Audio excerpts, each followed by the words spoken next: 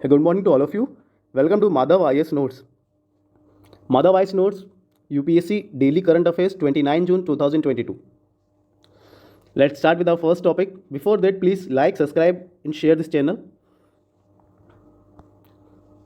Partnership for Global Infrastructure and Investment Initiative PGII. ये initiative पहली बार 2021 में ब्रिटेन G7 समिट में इंट्रोड्यूस हुआ बिल्ड बैक बेटर इनिशिएटिव के नाम से, और अभी हाल ही में यूएस प्रेसिडेंट ने G7 मेंबर्स के साथ इसको फिर से लॉन्च किया with 600 billion global infrastructure investment partnership के साथ, जो कि मदद करेगा डेवलपिंग कंट्रीज़ को। ये 4 कोर सेक्टर में काम करता है, यानी इंप्रूव करेगा health care, digital connectivity, gender equality and equity और क्लाइमेट और एनर्जी सिक्योरिटी। ये इनिशिएटिव पर्टिकुलरली इंडिया को ऑफर करेगा, फाइनेंस देगा फॉर डीकार्बनाइजेशन एफर्ट्स के लिए। इंडिया के एंटरप्रेन्योर कंपनीज इस दिशा में काम कर रहे हैं ताकि फूड सिक्योरिटी इंप्रूव हो, रूरल इकोनॉमी बढ़े और वो बेनिफिट दे सकें ग्लोबल इंफ्रास्ट्रक्चर इन्वेस्टमेंट पार्टनरशिप के तहत। हमारा नेक्स्ट टॉपिक है वर्ल्ड बैंक अप्रूव किया है 250 million loan for road safety. Government data के अनुसार रोड एक्सीडेंट में लगभग इंडिया के 1.5 लाख लोग मारे जाते हैं और 4.5 लाख विक्टिम्स, जो कि social economic burden of road crash के तहत उनको इतना भार झेलना पड़ता है। According to the World Bank ये 7% ऑफ जीडीपी ऑफ ईयर है जो इंडियन इकोनॉमी का खर्च होता है रोड क्रैशेस पे। इंडिया का एक प्रोग्राम है state support programme on road safety, जो कि मदद करता है पार्टिसिपेटिंग स्टेट्स को to reduce road crash facilities injuries through improved road safety management, institutional reform and result based intervention on high risk road. ये स्ट्रेंथन करता है इमरजेंसी मेडिकल और रिहेबिलिटेशन सर्विस को भी for post crash rare financed, जहाँ तक जो कि वर्ल्ड बैंक की तरह प्रोवाइड किया जाता है। ये कवरेज करेगा 7 स्टेट्स में आंध्र प्रदेश, गुजरात, उड़ीसा, तमिलनाडु, तेलंगाना, उत्तर प्रदेश और वेस्ट बंगाल। आइए जानते हैं किस तरह काम करेगा। How will this programme will reduce road accidents. तो पहले यहाँ पर एक single accident reporting number setup किया जाएगा जो मैनेज करेगा पोस्ट क्रैश इवेंट्स को। साथ ही यहाँ एक नेशनल हार्मोनाइज्ड क्रैश डाटाबेस भी लगाया जाएगा। ये सिस्टम एस्टैब्लिश करेगा, एनालिस करेगा एक्सीडेंट्स को and use to construct better and safer roads. ये प्रोग्राम फंड करेगा expansion of basic and advance life system support को, ट्रेनिंग देगा फर्स्ट रेस्पॉन्डर को। ये फर्स्ट रेस्पॉन्डर जो कि रोड क्रैश में विक्टिम्स को सपोर्ट में मिल जाता है और उसकी हेल्प करता है। फर्दर ये पीपीपी यानी पब्लिक प्राइवेट पार्टनरशिप में भी स्टेट की मदद करेगा उनको कंसेशंस फंड दिलवाने के लिए। और next topic is partners in the blue Pacific initiative. अभी हाल ही में यूएस और उसके अलाइज यानी Australia, New Zealand, Japan, United kingdom ने लॉन्च किया एक initiative partners in the blue Pacific, एक इफेक्टिव और efficient cooperation with small island Nations. एक नया इनिशिएटिव है जो काउंटर करेगा चाइना को पैसिफिक रीजन में।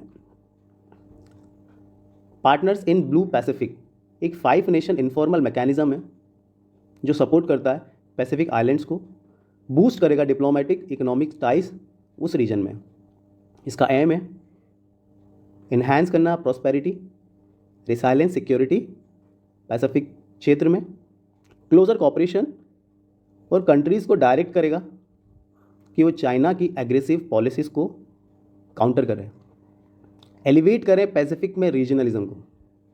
रीजनलिज्म चाइना आए दिन बढ़ाता रहता है अपना डिप्लोमेसिक और अपनी पावर को शो करने के लिए। यहाँ कुछ एरियाज ऑफ कॉपरेशन है, जैसे कि क्लाइमेट क्राइसिस, सारी कंट्रीज इकट्ठे होकर एकता के साथ यहाँ काम करेंगे। Connectivity, transportation, maritime security, protection, health, prosperity और एजुकेशन में। आखिर पैसिफिक रीजन क्यों स्ट्रेटेजिकली इंपॉर्टेंट है, आइए जानते हैं। US department of defence report के अनुसार ये इंडिया पैसिफिक एक सिंगल मोस्ट कॉन्सिक्वेंशियल रीजन है अमेरिका के फ्यूचर के लिए। यहाँ पर ह्यूज ज्योग्राफी है, a vast stretch of globe of west coast, United States से लेकर वेस्टर्न शोर ऑफ इंडिया तक फैला हुआ है। इस एरिया में ह्यूज पॉपुलेशन यानी कि China, India, Muslim majority state Indonesia सारे इंक्लूड होते हैं। अर्थ का मेजर हाफ पॉपुलेशन इस एरिया में है। यहाँ पर इसके मिलिट्री इंपॉर्टेंस है, यानी 10 largest standing आर्मीज of the world में से 7 इंडो पैसिफिक में है। 6 कंट्रीज और रीजनल न्यूक्लियर वेपन्स यहाँ पर मिलते हैं कंट्रीज़ के पास। ये एरिया बहुत बड़ा दुनिया का ट्रेडिंग पावर है। 10 में से 9 बिजिएस्ट सी रूट, सी पोर्ट, 60% ग्लोबल मैरीटाइम ट्रेड और रफली 1/3 ग्लोबल शिपिंग इसी एरिया से होकर गुजरता है, यानी साउथ चाइना सी। बात करते हैं इंडिया के लिए इंडो पैसिफिक क्यों इंपॉर्टेंट है, significance for India in Indo Pacific. India is planning to put greater energy in Indian Ocean region because the heart of Indian Pacific policy is rooted in Indian Ocean. Blue economic part of India policy with security part. It is that India wants to address with Singapore, Vietnam and now Indonesia as a key partners. This will provide the Quad and taking new groups in this region.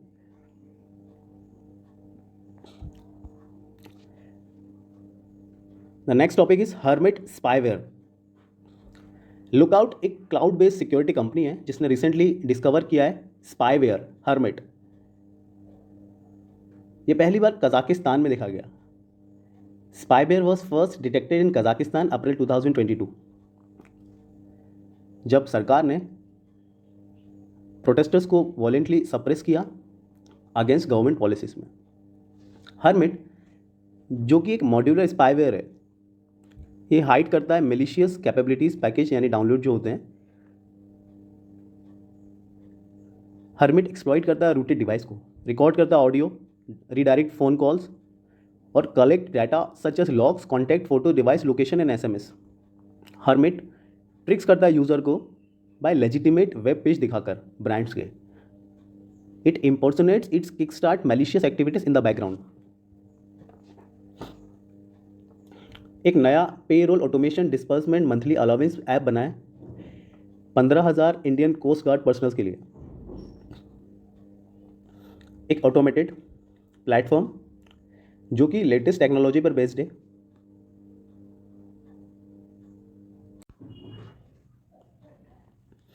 This module has been developed by defence account department and will be operated by pay account office coast guard Noida. This is the beginning of centralized pay system CPS, the foundation of which is being laid down by Defense Account Department Headquarter. एक one stop pay account solution for all organizations under the ministry. Next topic is deregulation sale domestically produced crude oil. अभी CCA cabinet committee of economic affair ने ये approve किया है that they will cease the deregulation of sale of domestically produced crude oil. This will ensure marketing freedom to all exploration and productions company or operators. This decision will spur economic activity, incentives, making investment upstream oil and gas. Export will be permissible. ये transparent करेगा और focus एक ease of economic business में बढ़ाएगा, facilitate करेगा operational flexibility to operation and industry. The exploration and productions companies will now be free to sell crude oil from their field in domestic market. And government revenues like royalty cess will also be calculated, will continue on uniform basis across all country.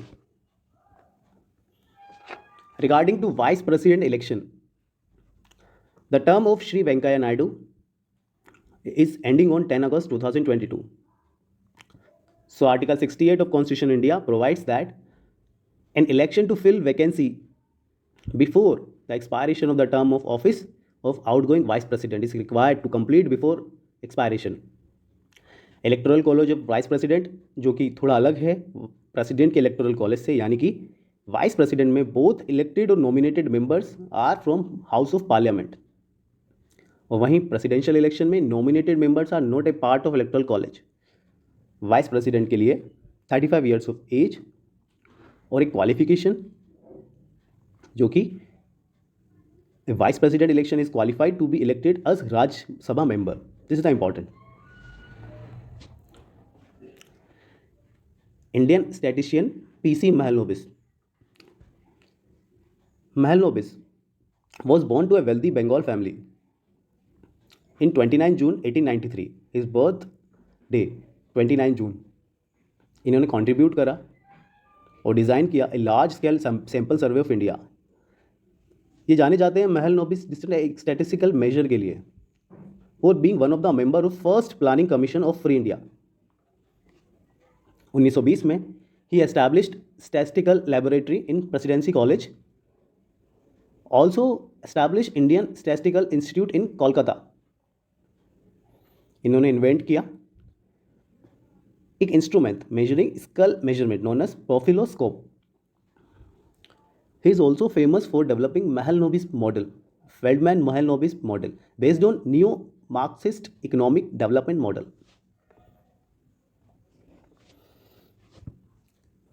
A new discovery or new invention for habitable planet.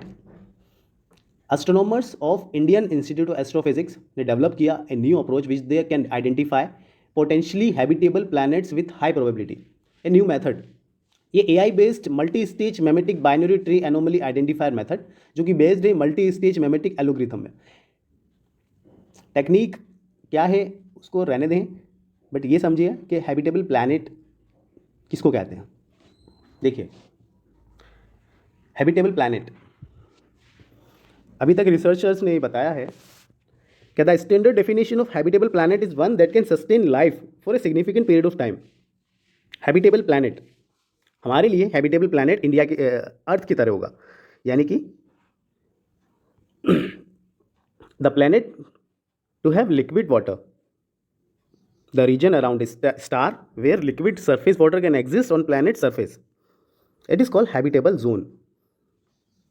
ये जो definition है confine करती है हमारी understanding को current and past life of earth को देखकर, क्योंकि हमारे लिए अभी तक हैबिटेबल प्लैनेट अर्थ ही है जिस पर लाइफ पॉसिबल है. इसके अलावा इसकी कोई दूसरी डेफिनेशंस भी हो सकती है, यानी कि दूसरे फीचर्स भी हो सकते हैं फीचर्स, बट अभी हाल फिलहाल हम उसको हमारे लिए डेफिनेशन रहेगी कि habitable planet is just like in Earth. बात करते हैं इस टेक्निक में. The algorithm can act as quick screening tool for evaluating habitable perspective from observed properties. ये जो algorithm है, this is based on an idea or knowledge that gets transferred from person to another person's imitation. Study identifies a few planet which exhibit similar anomalous characteristics as Earth. जैसा कि मैंने कहा, the proposed technique which shows reasonably good result. और study ने बताया है कि लगभग 60 प्लैनेट हैबिटेबल प्लैनेट्स के काउंट किए गए हैं पोटेंशियली, और करीबन 5,000 कन्फर्म किए हैं. That's all for today's. I hope you are liking my videos. I should improve little more. Please subscribe, like, share, comment. Do comment Madhav IAS notes, daily UPSC PSC current affair notes. Thank you so much. Have a nice day.